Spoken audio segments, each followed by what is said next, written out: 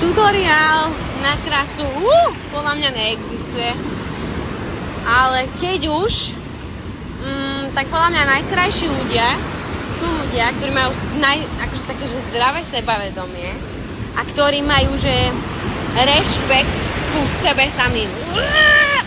No, takže to musím asi vyzvom, lebo tu stráca váhu, čo hovorí. Ale teda rešpekt ku sebe samým, myslím, nechcem nejako mudrovať, ale proste myslím to tak, že proste rešpekt ku svojmu vlastnému telu, ku svojej vlastnej genetike, ku svojim vlastným predispozíciám a aj nedostatkom a aj dostatkom, to si na každom jednom človeku sú proste časti tela, ktoré má radšej, ktoré vyzerajú. Takže iba to som chcela, že proste na každý z nás má proste také časti tela alebo tváre, ktoré má radšej a potom také, ktoré by chcel najradšej skryť, ktoré možno nejsú úplne podľa predstav našich, alebo ja neviem, podľa predstav ostatných, alebo čo ja viem. Ale proste treba byť šťastný. Podľa mňa, keď je človek šťastný, tak je najkrajší. Hej.